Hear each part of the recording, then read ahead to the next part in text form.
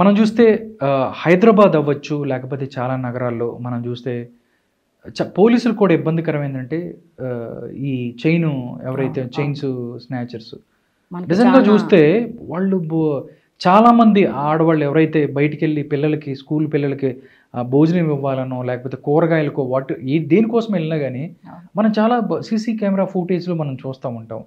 ఇలాంటి వాళ్ళు అంటే ఒక బండి మీద వస్తున్న వాళ్ళని మనం గమనించడం అంటే ఒకసారి మనం వెళ్తూ ఉంటాము వెనక నుంచి వచ్చాను మనం ఎలా గమనిస్తాం, బట్ ఆ టైంలో ఎలా ఉండాలి? ఆ టైంలో ఏం చేస్తారంటే వాళ్ళు అసలు రిక్కి ఒక రౌండ్ తిరుగుతారు. వీళ్ళు ఫస్ట్ డైరెక్ట్ వచ్చి చైన్ లాగరు. వీళ్ళు వాక్ చేసుకుంటే వెళ్ళేటప్పుడు వీళ్ళు ఎలా ఉంటారు, పిల్లల స్కూల్ బ్యాగ్ కూడా పాపం ఇప్పుడున్న పరిస్థితుల్లో వీళ్ళు బ్యాగ్ వీళ్ళు పట్టుకుని వాళ్ళని ఒక చేయితో పట్టుకుని ఒక చేయితో క్యారేజ్ పట్టుకుని వెళ్తా ఉంటారు. తిరిగి ప్రతిఘటించలేని వాళ్ళని అలాంటి వాళ్ళని టార్గెట్ చేస్తారు. లేదా టర్నింగ్ ప్లేసుల్లో రోడ్లో కూడా మా జనసంచారం లేని ప్లేస్లో ఎవరు ఉండని ప్లేస్లో తిరిగి రియాక్ట్ అవ్వని ప్లేసుల్లో. కాకపోతే మాకు అదృష్టం కొద్దీ సీసీ కెమెరాలు వచ్చినాయి కాబట్టి దొరుకుతున్నారు.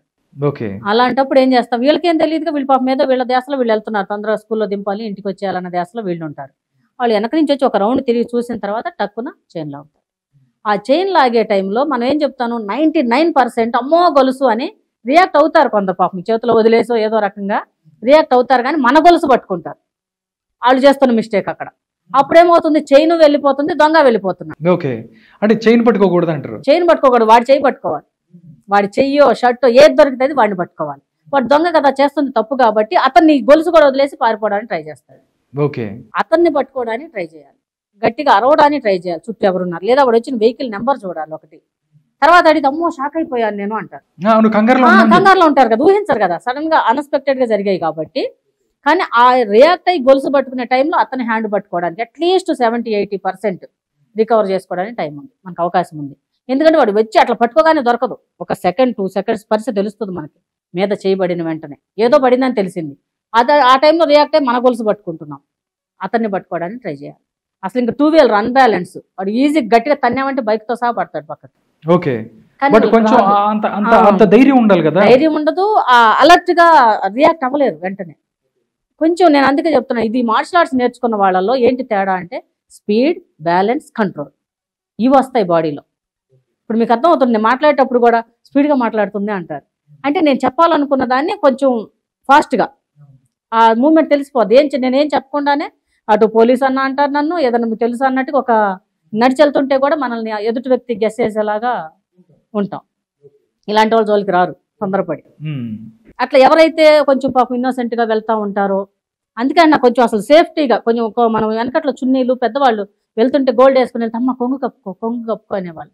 మా తాతగారు వాళ్ళు కూడా లంగా ఉని వేసుకుంటే కూడా చిన్న చైన్ వేసుకుంటే అమ్మ రోజులు బాగాలేవు, ఇట్లా తిప్పేసుకో, ఏంటి ఇట్లా చెబుతాడు ముసలాళ్ళలాగా కప్పుకోమని అనుకునేవాళ్ళం. అంటే ఆడపిల్లలు మరో ఇబ్బంది పడే అంశం ఏదైనా ఉందంటే బస్ స్టాపుల్లో ఆకతాయిలు ఎవరైతే ఉన్నారో వాళ్ళు ఈవ్ టీచ్ చేయటం, వాళ్ళని వెంట పడటం, ప్రేమించమని ఈ మధ్య చూసుకున్నట్టయితే చాలామంది మనం చూసాము, ప్రేమించమని వెంటబడి కొబ్బరి బొండాలు కత్తవ్వచ్చు, లేకపోతే ఏదో అంటే గత కొద్ది సంవత్సరాలుగా మనం చూస్తే వెంటబడతానే ఉంటారు వాళ్ళు. బట్ వీళ్ళు ఇంట్లో చెప్తే కాలేజీ మానిపిస్తారనో, లేకపోతే భర్తకి చెప్తే ఇంకోటనో, ఇలాంటివి కూడా కొన్ని జరుగుతూ ఉంటాయి.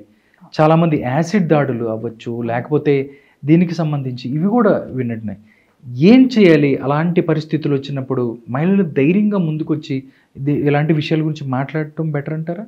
మాట్లాడటం బెటర్. ఇలాంటి వాళ్ళందరి కోసమే షీ టీమ్ వచ్చింది. షీ టీమ్ వచ్చిన తర్వాత యాసిడ్ దాడులు తగ్గినాయి, కత్తులు తగ్గినాయి. ఇవన్నీ ఎప్పుడు వస్తున్నాయంటే యాసిడ్లు కత్తుల దాడులు ఎప్పుడంటే ముందు మీరు అన్నట్టు టీచ్ చేయటం, ఫాలో అవటం, వీళ్ళు ఒప్పుకోకపోవటం, లేదా ఏదో ఫ్రెండ్లీగా మాట్లాడటం, మన ఫ్రెండ్ అనుకున్నాం అనుకోవటం, వాళ్ళు లవ్ చేశాను అనుకోవటం, ఈలోపు ఇంట్లో మ్యాచెస్ చూడటం, పెళ్లి చేసేద్దామని, ఈలోపు నువ్వు నాకు దక్కంది ఎవరికి దక్కొద్దని చెప్పి కత్తులు యాసిడ్లు తీసుకుని రావటం, ఇవన్నీ గతంలో అన్నీ చూసాం మనం. ఈ షీ టీమ్స్ ఎప్పుడైతే వచ్చినాయో వెంటనే ఇమీడియట్గా మిమ్మల్ని ఫాలో అవుతున్నారు. బైక్లోనే కదా, ఆ బైక్ నెంబరు మీరు నిజంగా చెప్పారు. మీరు ఇంట్లో తెలిస్తే కాలేజీ మానిపిస్తారు, భర్తకు తెలిస్తే నువ్వు చేసిన ఉద్యోగం చాలు ఇంట్లో అంటారు. వీటికి భయపడి వీళ్ళు ఎవరికి చెప్పరు, చివరి దాకా సడన్ గా ప్రాణాలు పోగొట్టుకోవడం ఇట్లా జరుగుతుంది.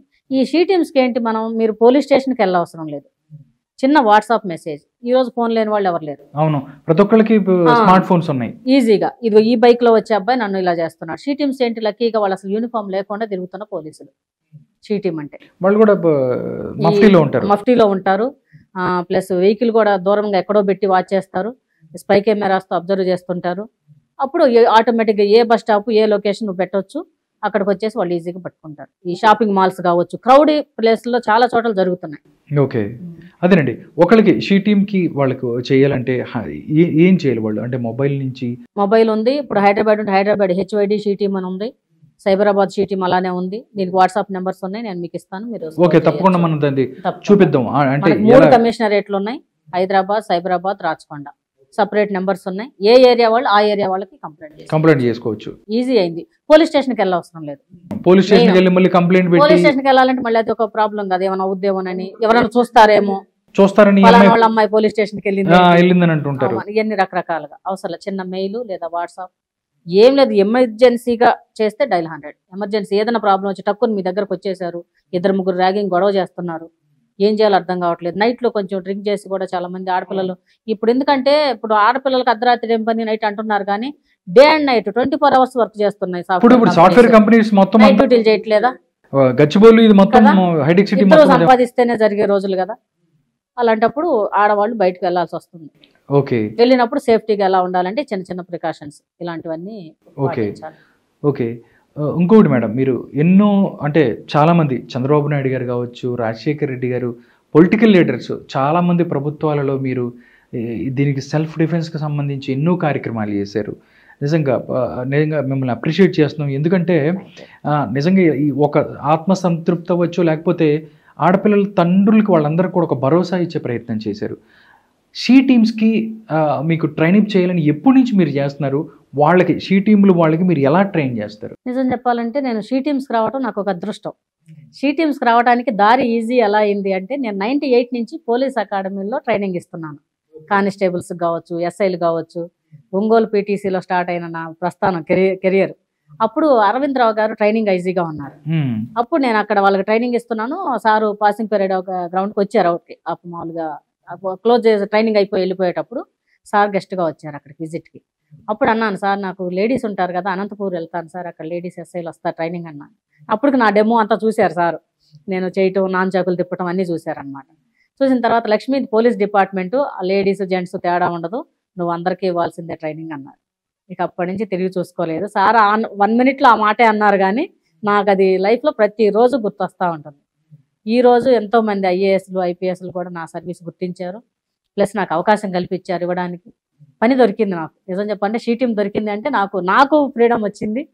షీ టీమ్ ద్వారా ఎంతో మందికి అవేర్నెస్ కల్పిస్తున్నాను. ఈ సాఫ్ట్వేర్ కంపెనీలో మహిళలు ఏమేమి చెప్తారు మీరు షీ టీంలో వాళ్ళకి? ఏం చెప్తారు అంటే వాళ్ళు కూడా పోలీసులే, వాళ్ళు ఎలా ఎదుర్కోవాలని చెప్తారా, లేకపోతే మీ మానసిక దృఢత్వం కోసం లేదా శారీరక దృఢత్వం కోసం ఇలాంటివి చెప్తారా? ఏం చెప్తారు? రెండు ఉంటాయి వాళ్ళకి. ఏదైనా ఇప్పుడు ఏంటంటే పోలీసు ఉన్నారు, ప్రతి పోలీసు వెపన్ పట్టుకుని ప్రతి చోట షూట్ చేయలేరు, ప్రతి చోట లాఠీ తీసి అటాక్ చేయలేరు. వాళ్ళకి ఉన్నా కూడా చేతులు ఆయుధం ఉంటుంది, ఉన్నా కూడా యూజ్ చేయలేరు. కానీ ఒక దొంగనో ఒక మనిషిని పట్టుకు రావాలి అంటే ఒక 2-3 వెళ్ళి ఒక పోలీస్ వెహికల్ తీసుకుని వెళ్ళి ఒక ఎస్ఐ ఒక కానిస్టేబుల్ ఇంతమంది వెళ్ళి పట్టుకురావాల్సి వస్తుంది. అదే ఈ మార్షల్ ఆర్ట్స్ ట్రైనింగ్ ఇచ్చినందువల్ల ఒకళ్ళు వెళ్ళి ఒకళ్ళనే పట్టుకురాగలుగుతారు. అది వాళ్ళకి ట్రైనింగ్. అది ట్రైనింగ్ టైంలోనే ఉంటుంది. ఎవరైనా సరే హోంగార్డ్ నుంచి ఐఏఎస్ ఐపీఎస్ వరకు కూడా ఈ ట్రైనింగ్ కంపల్సరీ ఉంటుంది. 30 మార్క్స్ కూడా పెట్టారు ఇప్పుడు యూఏసీ అన్ఆర్మ్డ్ కంబాట్ కింద. ఓకే. ఇప్పుడు ఈ షీ టీమ్స్ ఏం చేస్తున్నారు, ఎలా అప్రోచ్ అవ్వాలి, ఇప్పుడు నేను చెప్పిన నెంబర్స్ కానీ వాళ్ళు ఎలా ఉంటాయి, బయట ఏం కేసులు జరుగుతున్నాయి, ఇవన్నీ వాళ్ళు ఎక్స్ప్లెయిన్ చేస్తారు.